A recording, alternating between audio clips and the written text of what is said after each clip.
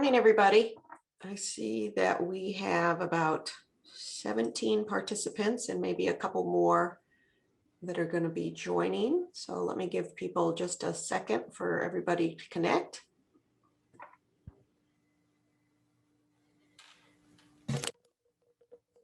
I see some names that I know and I see a bunch that I don't know. So hi, everybody. My name is Beth Racine. I'm a professor of public health sciences here at UNC Charlotte. And Mamie Stackey Harris and I are going to be your presenters today.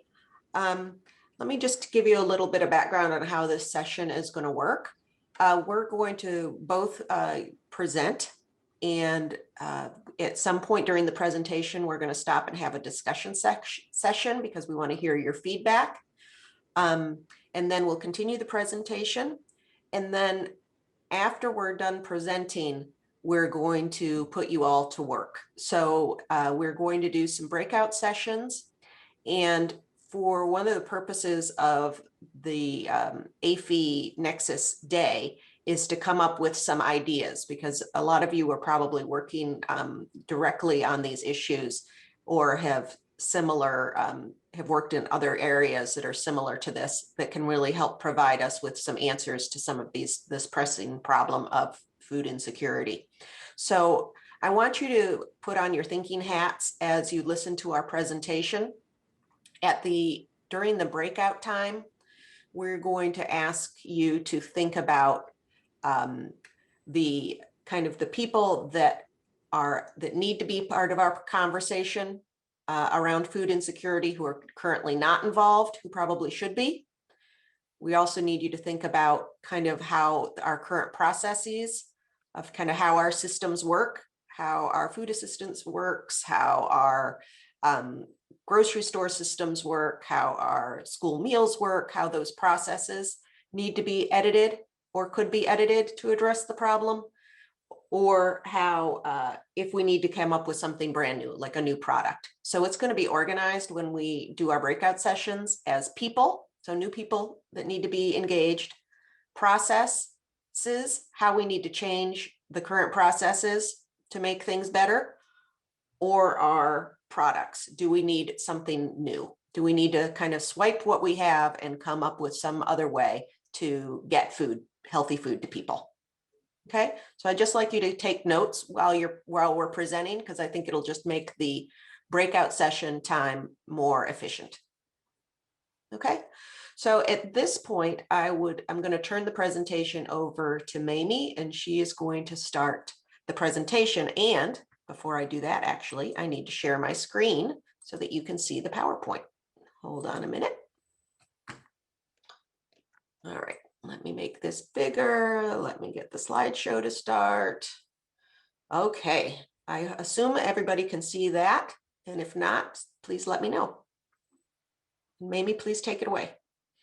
Awesome. Thank you very much, Beth. My name is Mamie Stackey Harris, and I'm the Food Security Supervisor at the Mecklenburg County Public Health Department in the Office of Policy and Prevention. Good morning, everyone, and thank you very much for joining us. We appreciate it. We appreciate your expertise, and we look forward to some interactive discussions. What I'm going to do, Beth and I are going to be sharing the discussion. I'm going to briefly go over our objectives. Next slide, please. And I'll do the first portion of our discussion. Beth will jump in, and then I'll jump back in again. So next slide, please, Beth.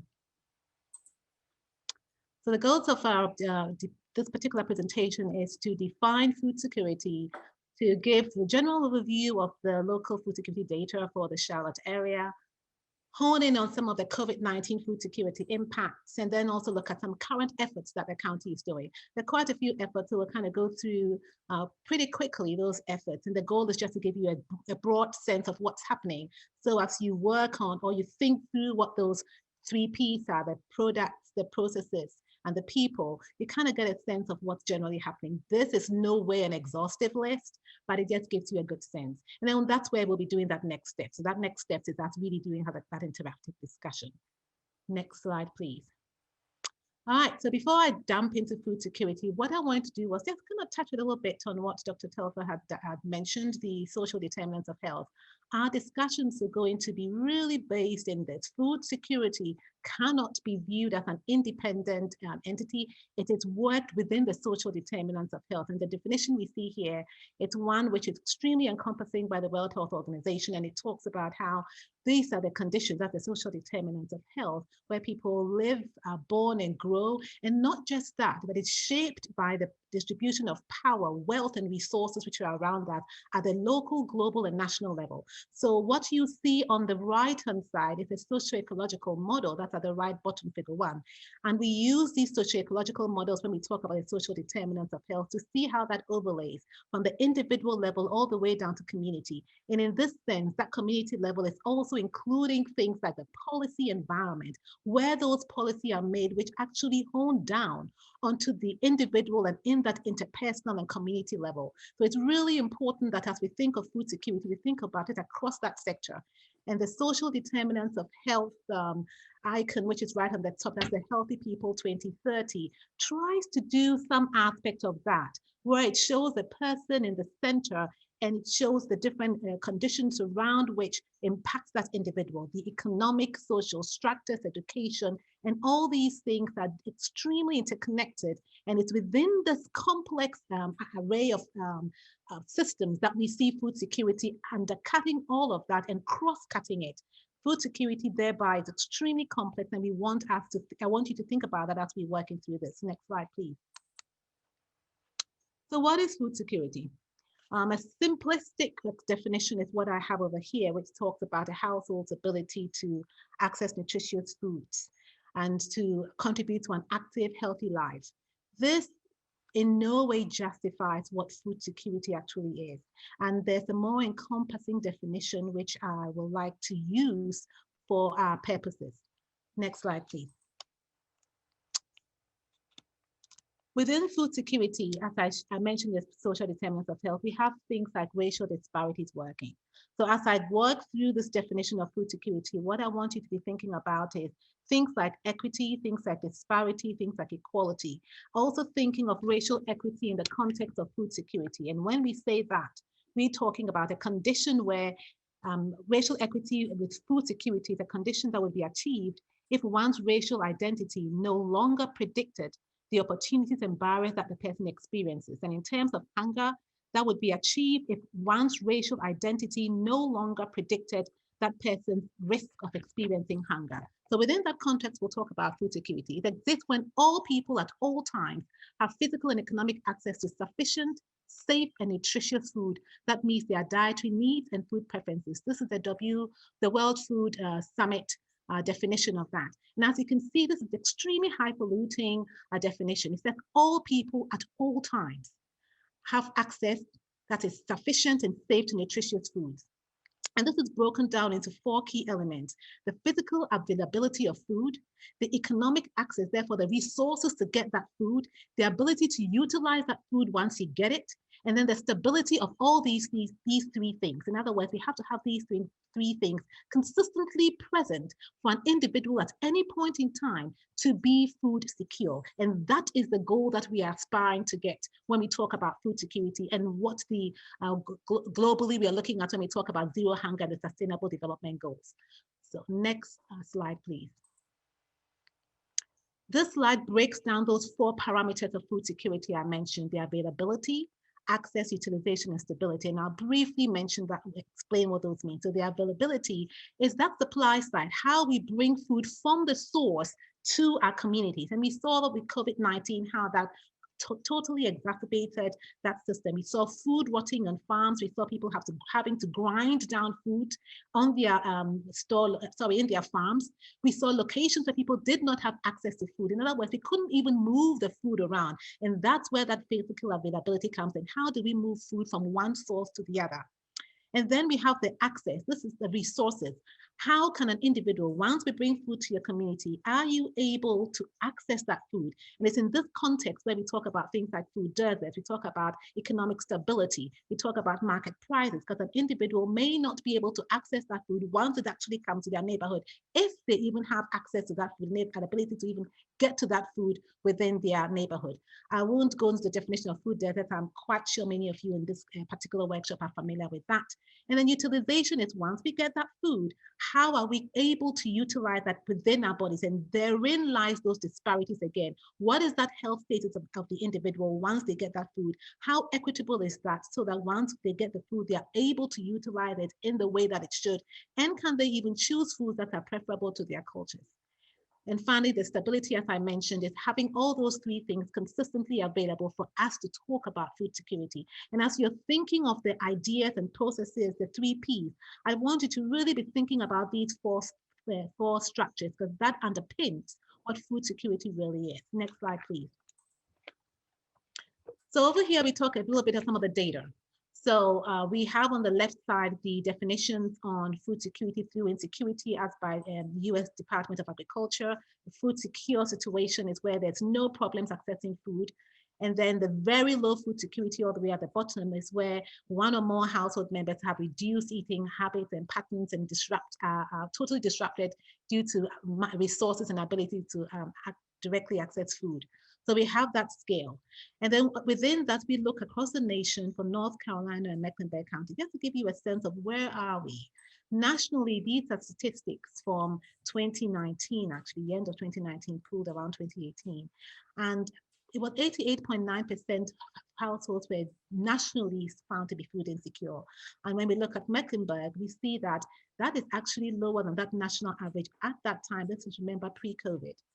When we look at the percent of households experiencing food insecurity, we see nationally the statistics is about 11.1%, and for Mecklenburg County, as at the beginning of 2019, that was about 14.9%.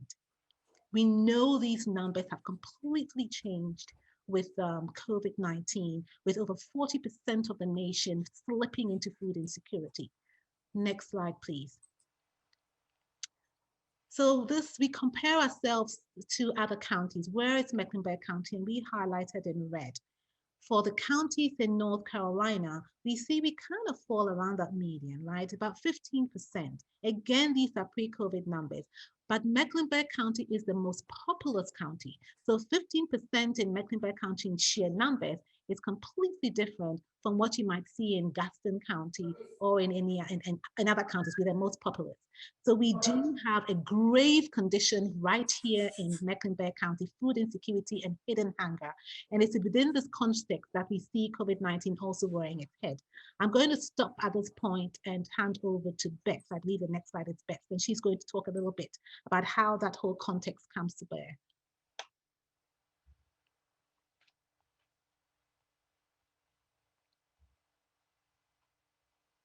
Food insecure. Well, what we're learning from doing the research is that it becomes this whole cycle, right?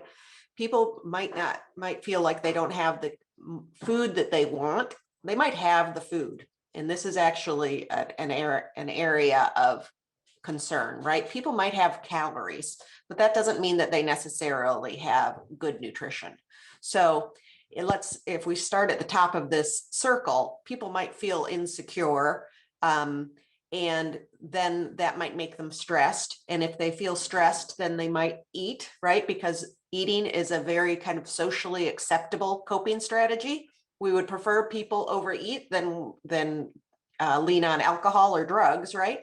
So a lot of people will lean on food. And then it's that leaning on food and developing habits, and what I would say becomes food addiction habits that lead to chronic disease. And chronic disease means that a lot of times, especially if you're under the age of 65, means that you have high health expenditures and you miss work. And that missing work can lead to lower income. So you can just see how being food insecure contributes to this round and round bout of stress and how it can become an unending cycle. So I'm going to go over some stats, some federal stats. So this one shows how much Americans spend on food, which I think is so interesting because actually compared to the rest of the world, the United States spends very little of our income on food. And it's because we're a very rich country. So we spend more of our money on things like our mortgage and our cell phone bill and those sorts of things. So we have a lot of other expenses, and our food, because we generate so much food in the United States, is relatively inexpensive. But that doesn't mean that we don't feel the pinch of the cost of food. So this shows us for the different income categories, where they take the US population and divide it up into 5 quintiles. The highest income folks over here in where it says highest, they spend about $14,000 a year, their household spends on food, but that is only about 8% of their income, okay? And then if you go from the highest quintile down to the lowest quintile, you can see that the cost of food, the amount of money they spend on food goes down drastically. So a wealthy family, or, you know, the 80th percentile of families or more, which I would call way upper middle class and wealthy, are spending $14,000 a year. And the lowest income families are spending only about not even $5,000 a year. But for those lowest income families, that's a huge percent of their income, right? 35% of their income is going to food. So we see huge disparities in food spending and the burden of food costs, depending on the socioeconomic status of people. Okay, and if you've been around Mecklenburg County very long, I'm sure you've seen a wide variety of these types of slides before. This shows you some of the areas of concern that we've had in the past. So one thing to look at is median income. Where do the wealthier people live? Where do the lower income people live? As Mamie was saying on the couple slides ago, that we have 15% of our population is food insecure. I think a lot of times at the state level, people don't notice or recognize that Mecklenburg County has a high proportion of low-income people, because if you look only at our median income looks really high. I think somebody can correct me if I'm wrong, but I want to say that our median income is close to $60,000 a year, which if you compare that to other counties in the state, it seems like we're super rich, which we are. I mean, as a county, we are super rich. But as you can see, it's only in pockets that we're super rich. And when you look at medians for the whole county, that means that the big part of the population that we have that is low income gets kind of ignored by the state, at least, because they'll say, oh, Mecklenburg's a rich county. They don't need much supports. They've got it all together. But that's because we have a very unequal society within Mecklenburg County. So that's map number 1. Map number 2, this shows the food desert issue that we've talked about last 10 or so years that I've been around Mecklenburg County. We've been spending a lot of time talking about food deserts, and that's kind of what this graph represents. It shows the highest percentage of households within a half a mile of a grocery store. So as you can see, that a lot of times the families or households that are close to a grocery store are also the ones that are in the higher median income census block groups. And then the next slide is looking at the percent of households receiving nutrition assistance. So this is not a big surprise, right? That the ones that are the areas where a lot of people are provided nutrition assistance. So this is like food stamps or what I call SNAP, the Supplemental Nutrition Assistance Program. Some people call EBT, some people call Food and Nutrition Service benefits. That's where they live. And it's what we've seen before, where we call parts of Mecklenburg County the wedge of wealth.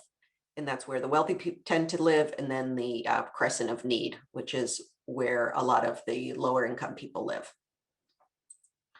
Okay, so the next series of slides are slides that I was able to find from a food advocacy group that's very prominent in the Washington, D.C. area, called, the acronym is FRAC, Food Research and Action Center. And one thing that's been kind of interesting about the COVID pandemic is the U.S. Census Bureau started doing these, I think they're called real-time data collection points, where they started asking Americans, big wide ranges of Americans, kind of how they're doing throughout the pandemic. and they've been able to put together some slides around what Americans are experiencing when it comes to food insecurity. So this gives us a little bit better shot of what's going on right now during COVID. And this data is actually dated, as you can see that this was collected in July of 2020. So it's a good while back now. But these were the numbers in 2020 compared to the numbers in 2018. And this is not specifically for Mecklenburg County. This is for the US overall. But as you can see that the amount of food insecurity by each of these various racial groups have, in some cases, tripled, right? Let's look at the Latinx community. It was 5% in 2018, and now it's 19%. So almost quadrupled. And then if you look at households with children, you can see that we're seeing the same trend. And among the white population, it's gone up ×5. And among, again, the Latinx community, it's about the same, it's quadrupled. So shockingly high numbers of food insecurity since COVID has been an issue for us. And this shows the same sort of data, but it looks at it by income level. So people who live in households making $100,000 or more, about only 1% of those households are food insecure. But as you can see, as the income level goes down, the percent of the population that is reporting food insecurity goes up and up and up to 28%. And actually this phenomenon of the people making $100,000 or more having very low food insecurity, I think is part of the problem for society to understand food insecurity, because a lot of the people that work on these issues, a lot of the people kind of who make the decisions about these issues tend to be in this group, right? The people that make $100,000 or more. So it's this population that doesn't understand what the heck is going on with these lower income populations. So that's just my own personal opinion, that I think that it's very difficult for people that are in the 100% or $100,000 or more households to kind of understand. And here's some more stats on the percent of economically vulnerable during COVID. So this particular slide is not about food insecurity. The next one is. So panel A just shows us who's economically vulnerable during COVID. And you can see that there's some disparities in race ethnicity here. And it's huge amounts. Look at this, over 50% for all families with children, regardless of race ethnicity. But the group with the most vulnerability is Hispanics, followed by Black, other Asian, and white. And then in panel B here, we look at the percent of economically vulnerable without enough to eat. And the group that's coming out the strongest here is the Black population, with almost 30%. So almost a third of the Black population. Okay, so at this point, Mamie and I have been throwing a lot of stats at you. And we would like to spend a few minutes kind of hearing from you all in the audience. And Hannah, who is our student helper for this session, is going to put a few discussion questions in the chat box, but we want this time for the next 10 or so minutes, so I'll have to check our time, to kind of get feedback on what you're seeing and what your experiences are with the communities that you work with. So Hannah, you want to post those questions in the chat box, and we don't have to follow these questions. This is kind of an open discussion time. So anybody in the audience is welcome to kind of provide any feedback on what we've talked about so far. And I will quiet myself. So let me, since I'm hearing a lot of, so Connie said that there's no surprises. Another vulnerable group is seniors. Okay, yep, that's a very good point. And I'm wondering if there's other resources, or if there's resources out there for seniors that maybe are being underutilized currently, or then that might be something that we can think about in the breakout sessions.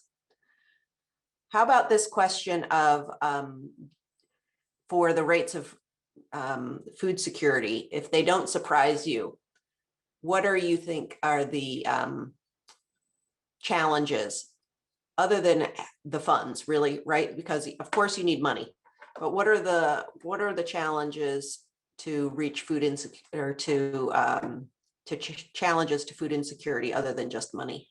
Does anybody want to open that discussion? Transportation, yeah.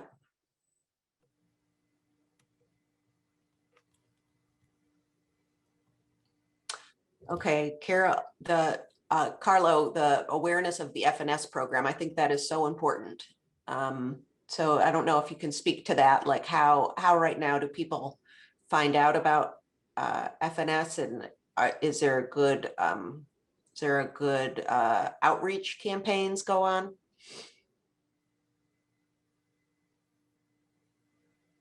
Hey Beth, this is Carlo.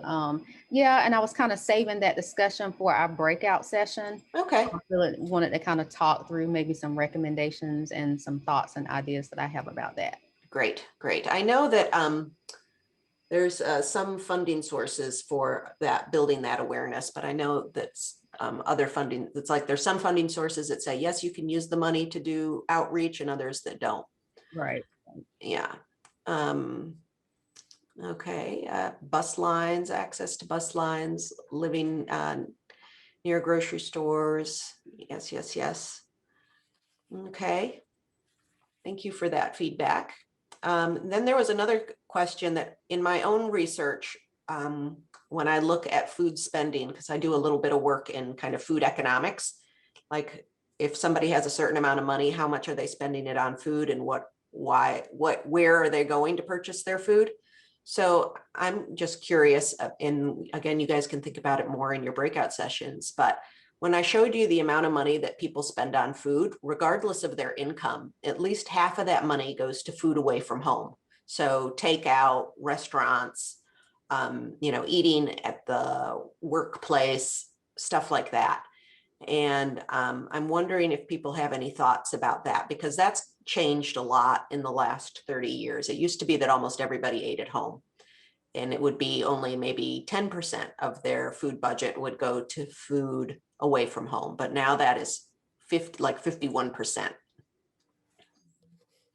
And I see here Lee has a comment on social justice aspects and the term food apartheid.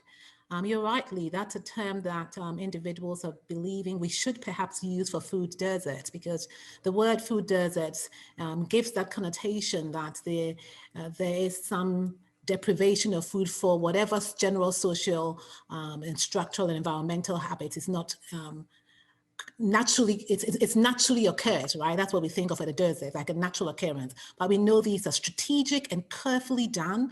There's zoning issues that come in. And so yes, apartheid is a term which really takes into consideration the structural and systemic ways that create lack of access to healthy food. And I am strongly a proponent of the food apartheid definition as well, and believe that it's probably what we should be doing, knowing that a lot of the large scale stores don't particularly want to go into certain locations because of the cost benefits. So you're hitting the nail right there on the head. It's extremely complex, and the food apartheid term is one that should be continually grappled with. So I like that. And going back to food deserts, I mean, one of the three key things for food deserts are the demographics, economics, and transportation. And Beth is really honing in on the economics as well. Poverty, that's something that Dr. Teffold mentioned. That's really one of those underpinning aspects that continuously keep the cycle going, right? So we need to be looking at economic empowerment opportunities as well as we are looking at the food systems and food sovereignty, just really looking at it from a holistic lens. So I like those comments. Okay, well, maybe this might be a good time for Mamie to show us what's been going on, what her office has been working on, and some of the county efforts to address food security issues. Yeah. And just before we do that, Natalie, I did note the disability you mentioned there as well. And we'll note that for perhaps our breakout sessions. So thank you. All right, so at this point, what I'm going to do is to just really go through some of the programs that that we are working on in the county on, not just ourselves, but with some of our partners at DSS and some of the other health departments across the Mecklenburg County. I'll start off with one of the larger programs that we've just started. Actually, we just got funding for that from the BOCC, and that's the SNAP expansion program. I'm giving individuals who are on SNAP or Medicaid, $40 to be spent at Food Lion. And that's really a way to see how we can bolster that pandemic EBT monies that individuals got, and also the increased limit that has been given to SNAP clients, knowing that it's still not enough. How do we boost that to ensure that monies can be spent on other things and not just food? So, that's the SNAP expansion program, and thanks to the BOCC, we've been able to we started to work on that. Next slide, please. This is the farmers market, SNAP double up bags. Some of you here will be quite familiar with that. We have about 22 farmers markets, or maybe 23 in the county, of which about 20 are participating to some extent in some of these programs. We don't have SNAP double up bags in all of them, but we at least have a SNAP EBT machine in most of the markets at this point. About 50% of the markets all have some aspect of SNAP or double up bags. This is a great progression from just 3 years ago, when there was the there was a study done on the food security situation in Charlotte, and it showed that only 3 markets had SNAP EBT. In other words, individuals on SNAP couldn't access these markets and spend their SNAP dollars there. When they do this now, SNAP monies is doubled, and what we're doing with the funding we've gotten as well is to take the limit off the $20 cap that we had at some of these markets. So an individual can be doubled, matched with whatever amount they spend at the farmers market. And this is a way to not only boost the economic empowerment for the farmers, many of whom are struggling with food security themselves, but also to ensure the food access is addressed in our community. Next slide, please. This is just the map of the food farmers markets programs, which we ensure we deliver the different food drives that we work with on loaves and fishes to make sure the information is being circulated. It's also been translated into Spanish to ensure that we can address that equity sense so that everybody can have access to this and can read and understand where these markets are. Next slide, please. This slide just shows you where those markets are, the map of Mecklenburg. I told you the numbers of markets we have. The markets that have both the carrot sign and the SNAP should tell you that they're doing both SNAP double up bags and SNAP EBT. And the markets that don't have anything are markets that we're still working on to try and get them into this general SNAP double up bags and SNAP ability. Next slide, please. We also working with our Healthy Corner stores, the food security team in Mecklenburg County, and an amazing team of, I'm part of the teams, I guess I'm biased, of 4 other people: Karina Gonzalez, Emma Leone, Reggie Singleton, Abby Wyatt. They work really hard to help roll out these programs. The Farmers Market program is led by Abby Wyatt. The Healthy Corner Store program is led by Karina Gonzalez and Emma, both of whom have been with the county more than 25 years if you combine those years. And what they do is to work with these small convenience stores who have committed to working in what we call these food deserts. So these small store owners are in what we call food deserts, where we don't have large-scale retail stores. They have committed to having healthy foods in their location. They are giving a Healthy Corner Store certification program, which is done with Raleigh. And they ensure that they can continuously stock healthy foods for individuals in their community. Next slide, please. We have about 22 stores who are doing this and have been doing this for at least 4 years. The refrigeration pallet is something we're exploring to roll out to support some of these corner stores. And what we want to do is just a pilot. So just working with a couple of these stores to bring in refrigeration that the county will pay for, to see if having things like refrigeration will help the store owners be able to increase their stocks, and then figure out if we can work on with some coupon programs as well to bring in that cost benefit program, because just having a fridge is not going to help the store owners. They need to be able to move their products, and they need foot traffic. And many times we know the food that sells is not necessarily the healthy food. So identifying other ways to boost the sale of healthy foods are things that we are exploring. Next slide, please. And many thanks to Karina and Emma and Abby for the programs I just mentioned. Parks and Recreation, we worked with our Park and Recs as well in the expansion of access to food. So in quite a few of our parks and recs, there are some community gardens, and they also have plots that they work on with the community. So we have 18 sites, about 400 plots dotted across the county, so individuals can have access to fresh, healthy produce in their communities. And many thanks to Park and Recs for spearheading these efforts. Next slide, please. This is the Edible Landscapes program that is led by Reggie Singleton. And with this, in addition to what I talked about in the Parks and Rec, the goal is to work in some of our public health priority areas to identify locations where we can have an urban orchard. So individuals in the community can work together to own this, what's it called, urban orchard, and be able to grow foods which are nutritious and good for that local environment. We pair a lot with the churches in some of these communities, and so far, most of these 7 orchards are at churches, and they work with the communities around them, and it's open to those communities to come and harvest the fruit when those fruits are available. Next slide, please. And I'm just giving a high-level discussion on these, so just so you know what's going on in the community. And this is a collaboration with Outteach. Outteach works with Title I schools, and in these Title I schools, what they do is experiential learning, where they have food and nutrition programs at these schools. They have pilot studies on food and nutrition. They do education on food and nutrition, so the students have more exposure to what healthy foods are, how to plant these healthy foods, what goes into the food plate to make it healthy, so we can start those discussions early. We understand that K1 to 12 is an extremely critical group. So in as much as we want to work across the life spectra, we want to make sure that we are taking in that K1 to 12 as well. And many thanks to Outteach for this program. Next slide, please. We're working with Rivendell Farms of the Carolinas to have a food systems map. We don't have anything like this in North Carolina. It's going to be the first of its sort. And what they're going to be doing is really trying to track where we have our different food systems, putting it all together in a map location, so anyone can go online and determine where is a farm, where is a good source for food. And during the COVID times, they were really also looking at where can we go to get those food distributions, what's happening where, what is being distributed, what's nutritious about it. And it's an extremely innovative program. And with the funding from BOCC, we're supporting the expansion of this and the scale up of this program. Next slide, please. Social services, the senior nutrition program was mentioned. I saw in one of the comments, the seniors. This is a group of individuals who are overlooked, very much so in the county. Kajal Patel leads the Senior Citizens Nutrition Program and has done a lot of work trying to see how this program can be rolled out.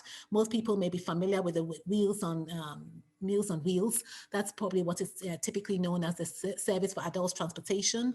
Right now, the congregate sites for adults have been closed because of COVID, but they have 6 grab-and-go locations where individuals can sign up, make sure they register, and go and pick up prepared foods. One thing I'd like you to be thinking about for this population is that a lot of this population are unable to carry food. So even if you have that transportation for them and they bring that cooked food home, it's difficult for them to lug back and forth. And then the time to spend preparing the food, standing on their feet, cooking these foods. So within this community, one thing that has come out is the desire to have fresh cooked foods. So even though, yes, we want them to have access to the fresh produce, something that keeps coming up is a desire for actual fresh cooked food, which is ready to eat. We also know that the public health priority zones that we have in the county doesn't quite overlay with where we have our senior citizens. And we find that many of them are living outside of our public health priority zones. In other words, we are seeing food deserts outside of food deserts, and those are not being captured in the census tracts at all because we have such small populations of seniors living in those locations. Next slide, please. The WIC program, which most of you are probably familiar with, and I have this here just to highlight that we continue to work with our populations to ensure that for breastfeeding, postpartum women and infants, we have this nutritional access to foods and the support systems to ensure that all our population at that critical and vulnerable stage have access to good sources of information for nutrition and for food security. Next slide, please. This talks about as CRC, another innovative program where the goal was to try and bring under one umbrella all the key health and environmental processes. So an individual can just have a one-stop location instead of traveling to one side for a week, going to another location to DSS, going somewhere else to Loaves and Fishes. We have it all within one location. An extremely innovative plan which has been created now at Valerie Woodard, and the goal is to roll out even more community resource centers. Next slide, please. And then we have a One Shot Alliance, with a collaboration between Atrium, Novant, and Mecklenburg County. The goal of this is to address the top 3 health priorities from our community health assessment, which includes mental health. Some part of their vision was by 2020 to have identified food insecure locations and have offered some referrals to Loaves and Fishes, and that's something that they have been able to achieve. They've had, I brought in some mobile trucks which go to food insecure locations, so individuals can actually, the food is being brought to individuals. So you can't go to you're in a food desert, well, we'll bring the food to you. And this is an innovative program with the One Shot Alliance spearheading this. And we're grateful that they are bringing these new ideas into our community. There are 2 mobile trucks for now, and I believe the goal is to expand this to even more. Next slide, please. And these are interventions which are being rolled out to an extent, but there's still a lot of brainstorming being done about it. Next slide. Snap Online. Most of you have heard that this is being rolled out across different states. North Carolina was able to have some Snap Online piloting occurring. The first 2 stores to do this were Amazon and Walmart in North Carolina, actually across the states and the United States of America. But now we're seeing lots more stores rolling on. We'd like to see even more stores. Just yesterday, Publix joined the Snap Online purchasing. This creates opportunities for individuals on Snap to not have to go to a store, but be able to purchase their produce online. There's still a lot that needs to be tweaked with this, but these are some of those policy level decisions which help impact food security. And so we have 7 stores now that are actively doing Snap Online. And the goal would be to see how can we leverage what is already happening in some of these stores. Next slide, please. Mobile grocery stores. We saw an excerpt of that with the One Shot Alliance. The goal here is to determine, can we do something like this on a larger scale, where we are bringing a wider array of food that can be run for a nonprofit or for profit, but that serves a wide spectrum of individuals. So you come on there and you actually pay for the food. So it's like a mini grocery store coming to your location. So these are some of the ideas. This hasn't yet been rolled out, but it's happening across different states. And it's something that we can probably very well achieve here. We just need to figure out what sort of systems or strategies need to be in place, who will be coming alongside to actually run this, and how we would make it sustainable if something like this was done in the county. Next slide, please. Virtual markets. This also looks at online grocery without the actual physical store. So beyond just the SNAP EBT, but really rolling out this whole idea on virtual markets where we totally eliminate, or not totally, but kind of eliminate that actual brick and mortar and find innovative ways of doing more online. We can see that happening now. COVID opened our eyes to the ability to do this. How can we capitalize on that? We already see meal boxes and groceries and full groceries being brought to individual houses. We see food that is partially prepped being brought. So, you know, this slide is just to get us thinking of that virtual world as well. How do we tap into what is happening in really creative ways to strengthen what we are already doing in the county? Next slide, please. And this, I'll end on this slide on grocery co-ops. For those who listened yesterday to the discussion of food security, you heard the talk about Three Sisters, a Three Sisters co-op on the west side. That's an example of a co-op that would be a good thing to roll out in other locations. The goal would be, how can we do this sustainably? How can members and have owner fees, you know, really work into an extent that these grocery co-ops actually are sustainable and are things that can stand on their own.